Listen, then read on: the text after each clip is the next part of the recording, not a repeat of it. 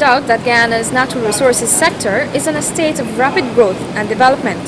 From mining to logging and the ongoing search for oil and natural gas, the country is now a very attractive location for investors, both large and small, all looking to establish operations in what has been described as a friendly and enabling business environment.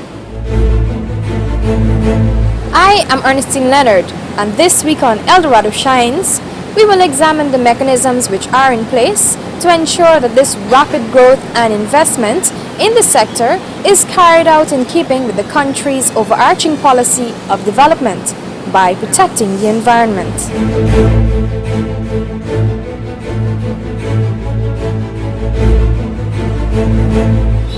One of the lead agencies responsible for promoting mineral development is the Guyana Geology and Mines Commission.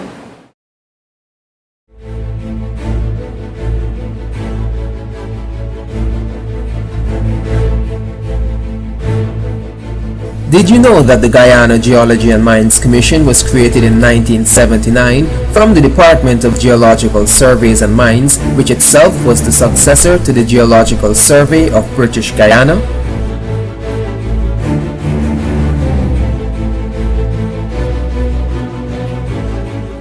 To tell us more now about the role of this very important agency is Deputy Commissioner Newell Dennison. Well, GGMC has a very broad mandate. It's guided by the law, the mining law, its regulations. And essentially what our role is here is to be the regulatory agency for the mineral sector, that includes petroleum. And by being that agency that regulates the sector, we are required also to be the stewards of the returns from the sector. That means, in addition, that we have a mandate to oversee how mining is done. We have a mandate to ensure that the environment and the conditions under which mining is done are good practices. And we also are responsible for ensuring that the royalties and such that come from those activities reach to the government for the benefit of the citizens of Guyana. GGMC says its primary objective is to work closely with miners to ensure that they comply with regulations, and all efforts are usually made to achieve this. While imposing penalties for non-compliance is not the first course of action, the agency does have a responsibility to ensure that there is full compliance. Our objective is to work with the operators and have them comply. So penalties sometimes are the last resort that you want to worry to engage, because it doesn't necessarily give the effect that you want. But yes, there are penalties in instances where there are breaches. For the different scales of operations that we have, there are certain obligations that go along with mining. And those obligations are sometimes enforced or reinforced by agreements and by bonds. And some of those bonds are as such that they give the ability for, even if they don't comply, for actions to be taken to reclaim. So I don't want you to run away with the idea that our first action is to go and find areas of non-compliance with the view of penalizing. There are instances where we have to resort to that in no tolerance manner, but that's not our primary function. Reclamation is something that we have found more recently to become more and more significant as part of the mining cycle. And one of the things that we've been trying to do here is to get that into the psyche of the operator, so that even before they start, they understand that the pattern and the plan would include reclamation. And that kind of thinking, I believe, is to our benefit. Under the Mining Amendment Regulations 2005, every operator of a dredge for small-scale operations are required to lodge a reclamation bond of $25,000. And this is for every claim, for every small-scale area that would be disturbed by mining. For the medium and large-scale permit holders, they're required to lodge an environmental bond of $100,000. Now, when this bond is lodged, if reclamation does not occur to the satisfaction of the Commissioner of the Guyana Geology and Mines Commission, then the Commission would give that person or that company, whoever the operator may be, a period of 3 months within which to take steps to have the area properly reclaimed or restored rather. And if this is not done, then the bond will be forfeited and the Commission would employ the use of other personnel and other resources to restore that area. But I think perhaps Commissioner or Assistant Commissioner here, Mr. Scotland, might be able to provide greater details as to some of the reclamation efforts that were done, for instance, in Madia, and so the planting of a nursery bed, and so we've been having a lot of some examples whereby persons have done what is required of them in terms of reclamation.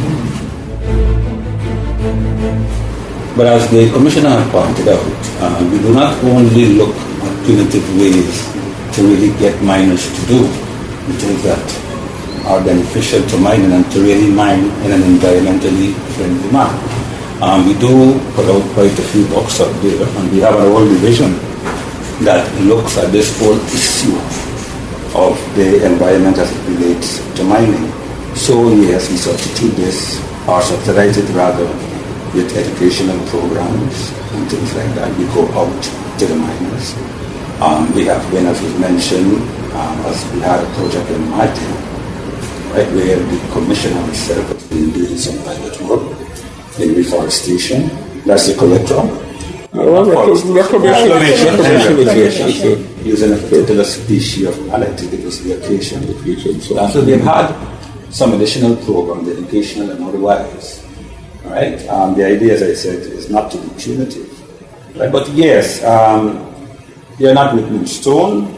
These numbers, they are not written in stone. And certainly the Commission sees it appropriate and so forth.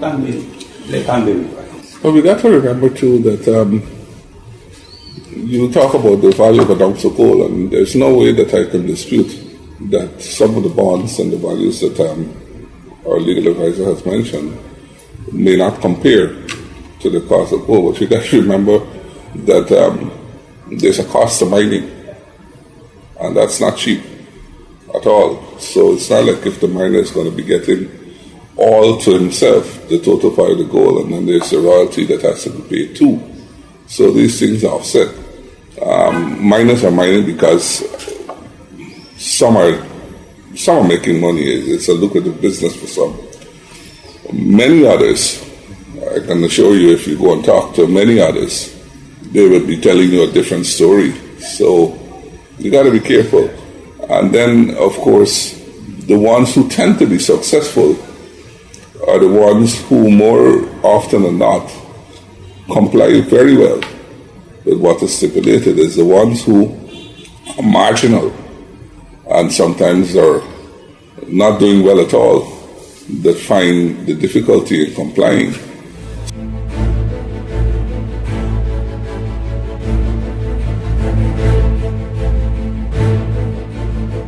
Did you know that gold is found in every continent and it can be mined on all of them except Antarctica?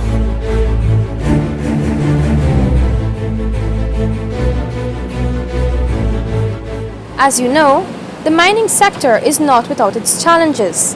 It is therefore even more important that the Ministry of Natural Resources and the Environment, through agencies such as the Guyana Geology and Mines Commission, take these shortcomings into consideration when crafting policies and introducing new measures. I think also, as both commissioners said, The environmental issues and security are major. And under environment, we have this whole issue now of the phasing out of mercury.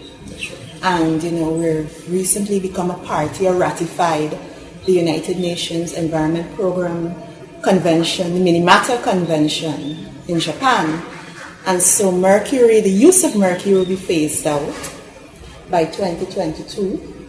And so we're in the process here of educating miners, stakeholders, about other methods or mercury-free methods that can be used to optimally recover gold. And so we're trying to acquire buy-in on those methods. And there have been several demonstrations held by the Commission with the Nelson concentrator and the shaking table and the flotation techniques. And there are many other more alternative methods that we're looking at.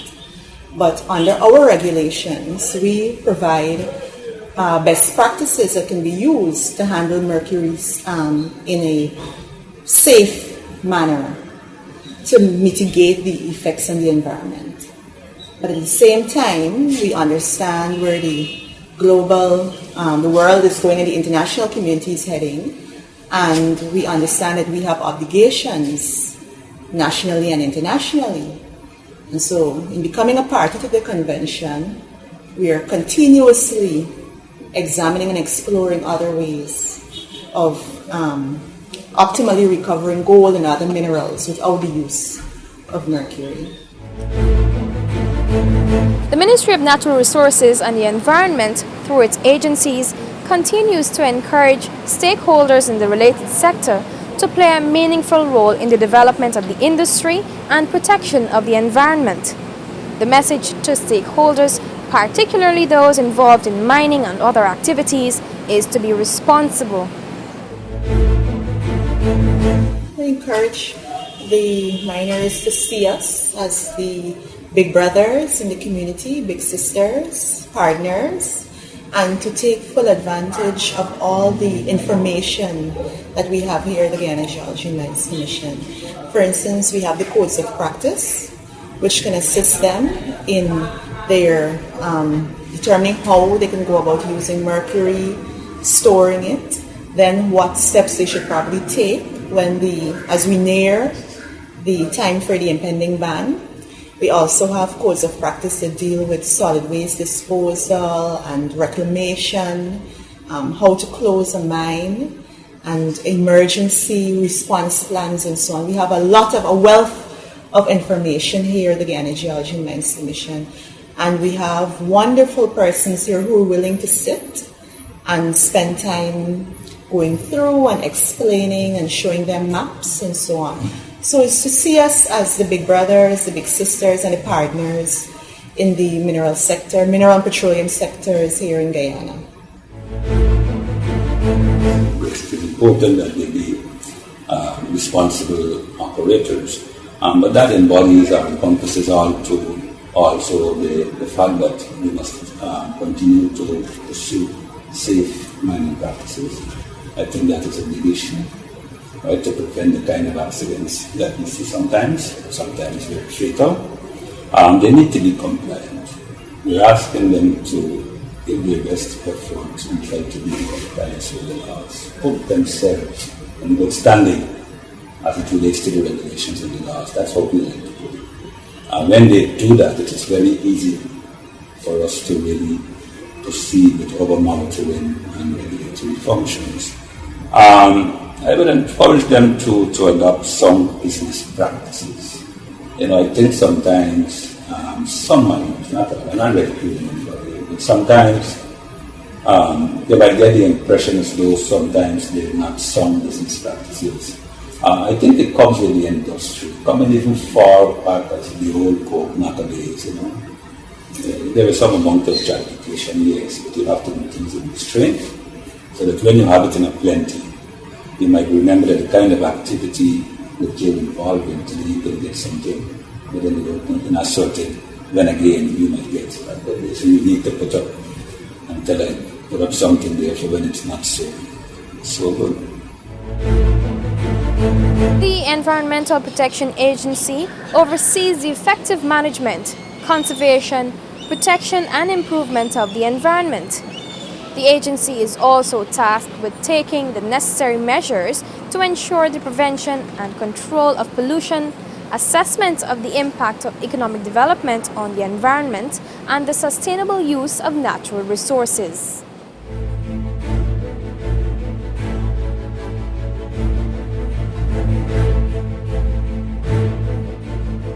Did you know that an environmental impact assessment is a study best carried out at the planning stage of a project to identify and assess the effects the project may have on our environment and well-being? There is several international policy level sort of documents and policy that are linked to us and what we do, because governance, as we're talking about governance, is not just only at the national level, but it has linkages because the government or the country has commitments at the international level with multilateral environmental agreements, for example. And some of those can be the Cartagena Convention, which looks at pollution, control of pollution of the sea, and which has links to land-based sources of pollution. And then in Guyana, we can see where we have a lot of rivers, which eventually flows into the ocean. So there are those MEAs, some of those that we have to sort of implement at the national level. The agency's work enables Guyana to contribute to global and national environmental protection and conservation. As part of its work, the agency implements education, regulation and enforcement programs and uses partnership and collaboration approaches to strengthen the impact of its intervention.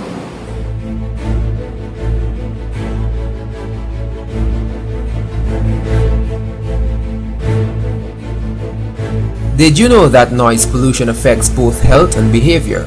Noise pollution can cause annoyance and aggression, hypertension, high stress levels, among other ailments.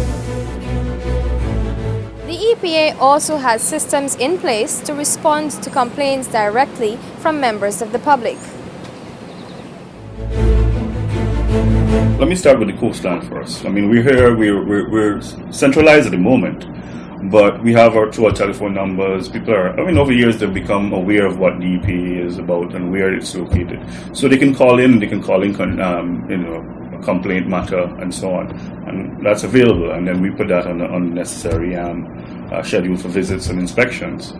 But going on out to the outlying areas, they are our partners as the agencies.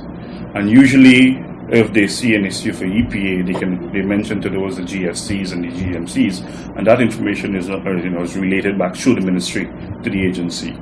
Like recently, we had the National Tushal Council. They are there in the interior location, and then they write to us and express their concerns, and that comes to us through letters or what's not, or through the Amberlin Affairs, Ministry of Amberlin Affairs, or directly through the Ministry of Natural Resources and Environment. But we are also taking a proactive approach. The plan is that we will start going to these areas that are untouched or difficult to reach, and have what we call like clinics, sort of outreach clinics, and proactively say, come and share what are your problems to us, and at the same time, on the spot, investigate issues that are raised and try to bring them to solution at that point in time. And we'll do this in partnership with our Education and Information Division. We have the guidelines, for example, for spray painting, for swine rearing, for poultry operations, and put that in a language that the community understands. And then they can really, so they have no reason to not being compliant with the agencies, with the Environment Protection Act, for example, right? So that is that proactive approach of going out and meeting people, and within the next couple of months, we expect that will be in stream. But our officers are out there as well, If we have a particular complaint issue and we go there, we may find another issue in the neighboring area. So it was our strategy. We try to cover an area at one particular time of an investigation is going on. If we see breaches, we try to deal with it at the same time. The agency also coordinates the sustainable use and conservation of Guyana's natural resources. Both the coordinating and regulatory functions of the agency are complex, spanning a range of interconnected issues and requiring collaboration with private, public sector, and non-governmental organizations. What we do on a monthly basis. Each division of the agency produces a report of its activities. And for example, Compliance and Enforcement Division, we say how many complaint matters by categories, whether it's swine rearing, whether it's mining, whether it's forestry. And we then say how many of those complaint matters were investigated. All right, so the measurable indicators will be the number of complaints investigated at a particular location or hotspot, so we call hotspot areas. So there will be a concentration of complaints coming from, say, for example, on the east coast of Guyana, on Berbice, on the west east bank of Guyana, and these are like basically hotspots.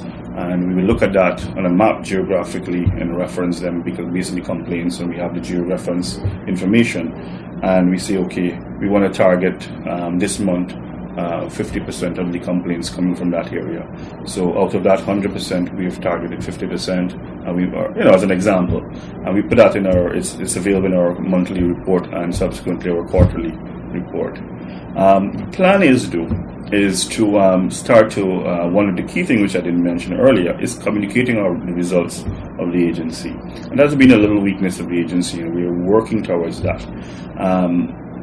And one way I want to do that is using the website, and we talk what we call public disclosure. So not just saying about presenting information about the work of the agency, but one key thing is that to bring people into compliance, we say, okay, we have these organizations, these developments, right, or businesses for that matter, who are in compliance with the Environmental Protection Act, which has implications that, Guyana is thinking green, or the green economy and what's not. People say, you know what, okay, I can support beverage company X because they're green and they're compliant with the environment. And then you have the other list of the ones, so people can see that gives them motivation in a sense. Hopefully that they'll become compliant. The Guyana Forestry Commission is responsible for advising the Minister on issues relating to forest policy, forestry laws and regulations. The Commission is also responsible for the administration and management of all state forest lands. A new Forest Act has been approved by Guyana's Parliament in 2009. The new Forest Act provides for the principle of sustainable forest management to be recognized, emphasizing the ecological aspect of forestry, the social aspect of forestry, and also the economic aspect of forestry.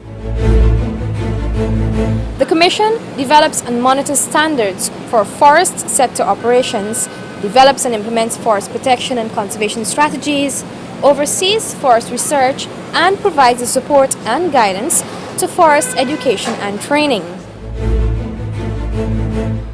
Our reporting and verification system, which we consider to be our monitoring, reporting, and verification system under the Norwegian Agreement, we also review and look at forest cover changes annually in Guyana using a 5-meter resolution satellite images. So when you're talking about 5-meter resolution satellite images annually, if let's say for some, we can actually detect within any small time frame, if there's any big clearance in the forest and the reason why. Maybe due to mining, due to agriculture, due to illegal logging, or maybe due to fire. But at the end of the day, we also have the technology and also the instrument to determine any wide-scale illegal operation. Guyana has an area of 214,970 square kilometers, of which nearly 75% is covered with natural vegetation. Of this, approximately 4/5 is classified as state forest under the jurisdiction of the Guyana Forestry Commission. The forests in Guyana, there are a number of different ownerships. For example, the big portion of Guyana forest is owned by the state, which we consider state forest resources of Guyana. And then we have forests that are owned by those Amerindian communities who are titled, and also some individuals who has transport lands with forests on those lands. As it relates to forestry in Guyana, over the years, the Guyana Forestry Commission would have developed guidelines and procedures to ensure the sustainable management of the forest resources in keeping with its mandate. The importation and use of styrofoam products in Guyana will be banned with effect from June 1, 2014. This, the EPA says, is a necessary step, particularly from the standpoint of protecting people's health and the environment. Well, we know the effects of what styrofoam does. It's non-biodegradable, persists in the environment for years. We've seen the evidence of it, where people, just throw it out there and it's there clogging up drains and what's not. And it comprises almost about 2% of the waste stream in Guyana.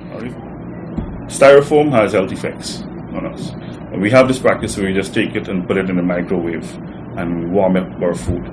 But the amount of toxic chemicals that emit from those things, from styrene, which is the base of polystyrene or styrofoam, has impacts on health. So we want people to understand that, and if we can reduce that by banning the importation of it, eventually over time we will not have that and then transfer to the alternative options. Minister of Natural Resources and the Environment, Robert Prasad, is also calling for all stakeholders to assist with a comprehensive public awareness campaign to highlight this measure. It is not always something that governments or policymakers would want to do willingly. That is to act as a stopping, banning, prohibiting. But from time to time, as my colleague pointed out, and given certain situations that may arise in the interests of our people, especially in this particular case, public health, and as well as from an environmental standpoint, we are required to be tough. But it's not only being tough, it's also being sensible, being responsible, but also looking ahead in developing these tough measures. So whilst we're here talking about the impending ban on styrofoam and styrofoam material, we must also see it as a step that we're taking as a country to be mindful of items of product that we are importing, their consequences on public health, but also how it is that these measures, these steps, can allow us to improve and enhance our environment. Do join us again next week for another program of El Dorado Shines. Until then, I am Ernestine Leonard, reminding you to let's all play a role in protecting the environment.